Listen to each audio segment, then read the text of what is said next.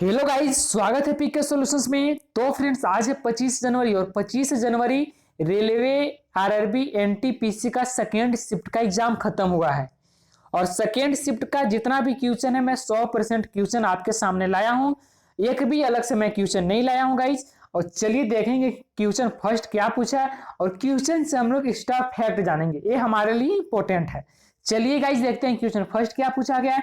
देखिए question first पूछा गया है, पंचमहल जो अकबर ने बनवाया था वह कहां बनवाया था। आपको यह प्रश्न पूछा। देखिए पंचमहल तो अकबर ने बनवाया था, यह तो यहाँ पे हो गया, लेकिन कहां बनवाया था यह पूछा है। ठीक है ना, देखिए कहां बनवाए थे। पंचमहल बनवाए थे फतेहपुर सीकरी में। फतेहपुर सीकरी में यह भी पूछा जा सकता है कि फतेहपुर सीकरी कहां है, यूपी में है। ठीक है ना, यूपी में। नेक्स्ट चलते हैं गाइज। नेक्स्ट पूछा है, इंडिया का सबसे पहला सुपर कंप्यूटर कौन सा है। कौन सा है?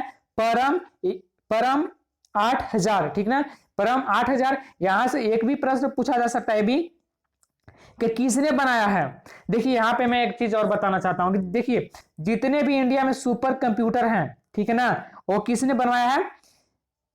सी डेक ने बनवाया। ठीक ना, सी डेक ने। और परम 8000 का भी बनाया है सी डेक ने ही। ठीक ना, सी डेक ने ही इसे ही बनवाया है, बिल्कुल आप याद रखिएगा।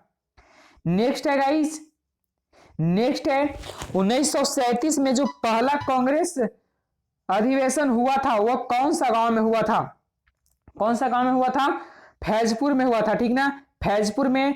और इसका हेड पूछेगा, हेड कौन है? तो जवाहरलाल नेहरू हेड थे। ठीक ना, जवाहरलाल नेहरू इसका राइट आंसर होगा। नेक्स्ट देखिए क्वेश्चन पूछा है, देखिए रिपीट क्वेश्चन है। ठीक ना, ये क्वेश्चन रिपीट है और जो सेकंड क्वेश्चन बताया मैंने वो भी क्वेश्चन रिपीट है। CSIR का फुल फॉर्म पूछा है, council of scientific and industrial research. ये मैंने क्वेश्चन करवाया भी है और ये क्वेश्चन रिपीट भी हुआ है। ठीक है ना, CSIR का full form council of scientific and industrial research, इसका बिल्कुल राइट आंसर होगा।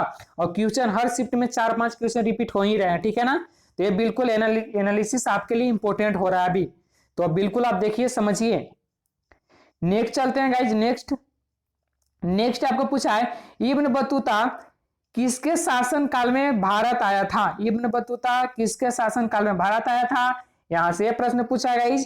इब्न बतूता मोरक्को यात्री था जो मोहब्बत बिन तुगलक के काल में भारत आया था। समझ गए? चलिए गाइज नेक्स्ट प्रश्न है कि नेक्स्ट यहां पूछा है 368 अनुच्छेद किसके लिए है। किसके लिए है? संविधान के भाग 20 का अनुच्छेद 368 को संविधान तथा इसकी प्रतिक्रियाओं को संशोधित करने की शक्तियां प्रदान करता है। समझ गए?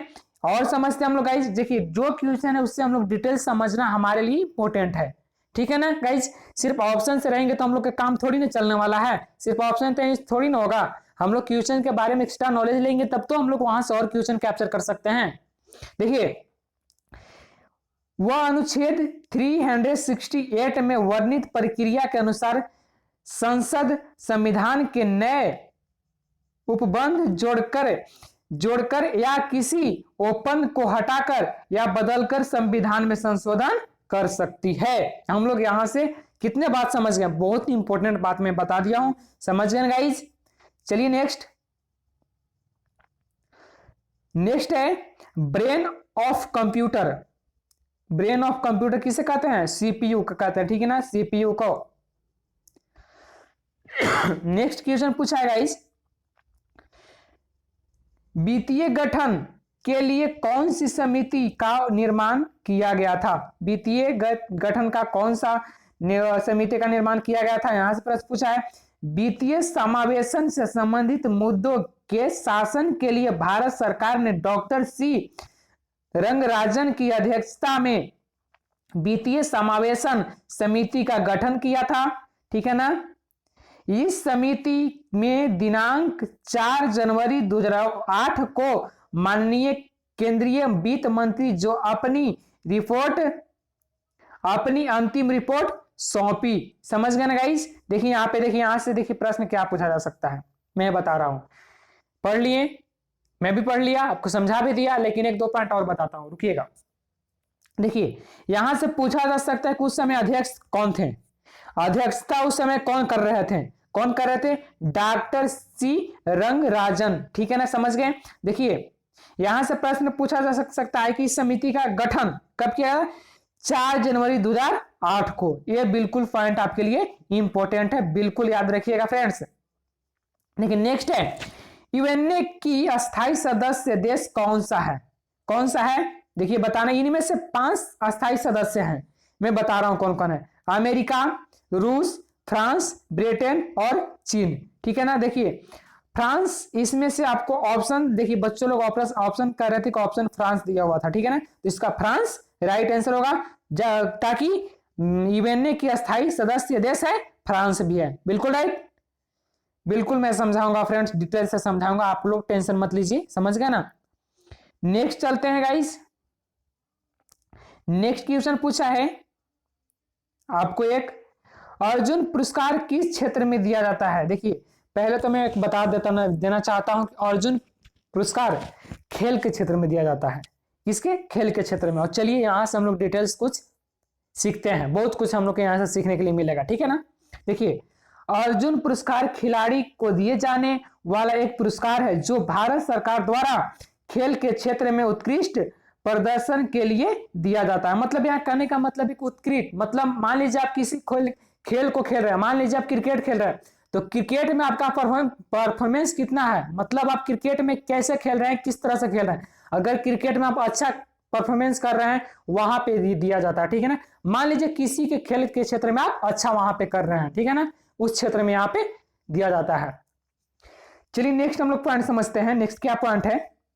नेक्स्ट पॉइंट है आपका, इस तिरस्कार का प्रारंभ 1961 में हुआ था। यहां से पूछा जा सकता है कि इसका प्रारंभ कब हुआ था, मतलब इसका शुरुआत कब हुआ था? तो 1961 में शुरुआत हुआ था, बिल्कुल समझ गए। चलिए नेक्स्ट है, नेक्स्ट पॉइंट समझते हैं।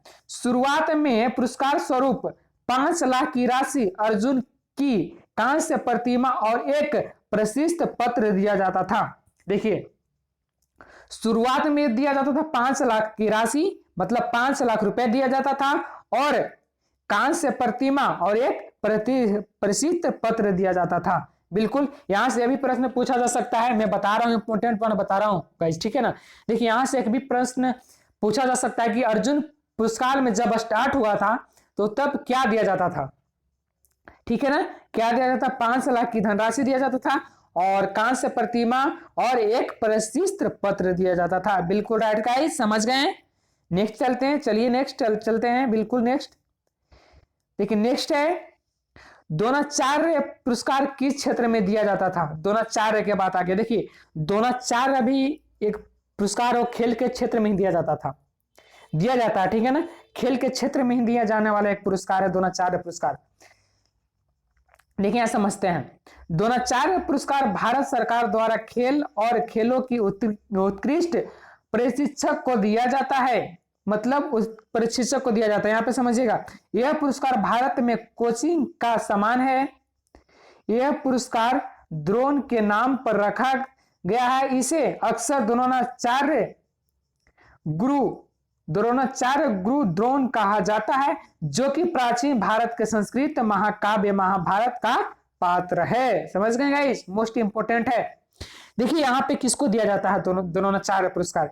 यह प्रशिक्षक को दिया जाता है, ठीक है ना, बिल्कुल समझ गए।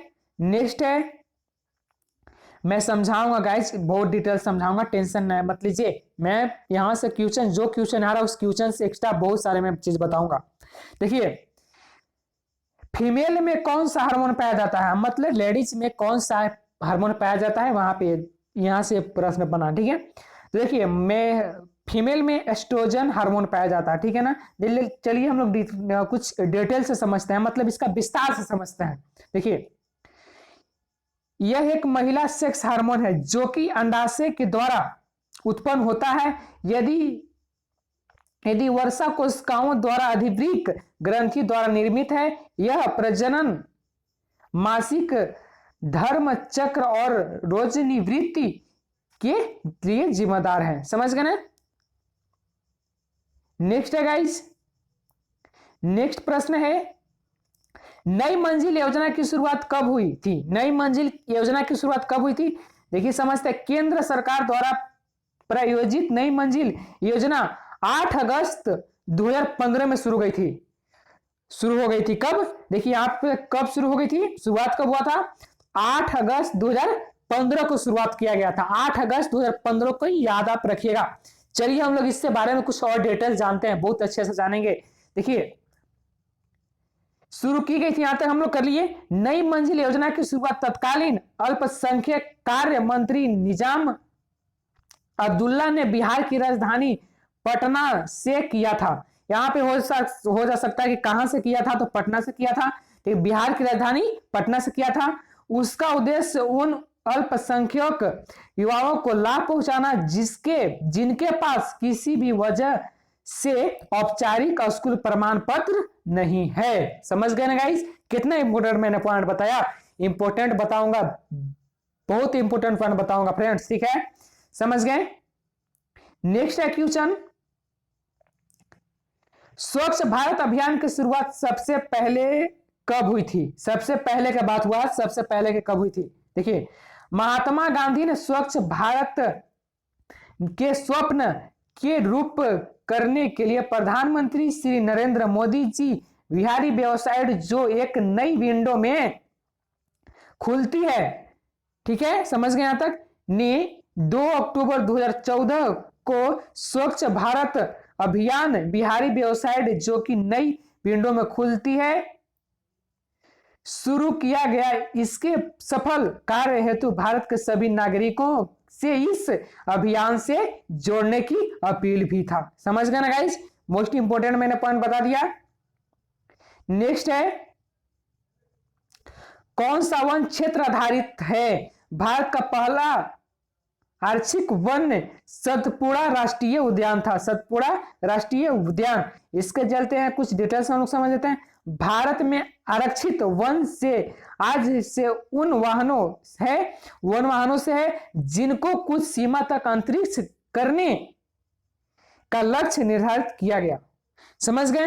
भारत के आरक्षित वन से आज से उन वाहनों से है जिनको कुछ सीमा तक संरक्षित करने का लक्ष्य निर्धारित किया गया। समझ गए ना? नेक्स्ट है, एक क्वेश्चन था, बैंक किस आधार पर ब्याज देता है? यह भी क्वेश्चन था, ठीक है ना गाइस? बैंक किस आधार पर ब्याज देता है? देखिए अब मैं एक चीज और बताना चाहता हूं। एक जो क्वेश्चन है ना गाइस, इंपॉर्टेंट है, मैं एक बार इसको फिर से रिपीट करता हूं, रिपीट कर रहा हूं सिर्फ आपके लिए। समझ गए ना?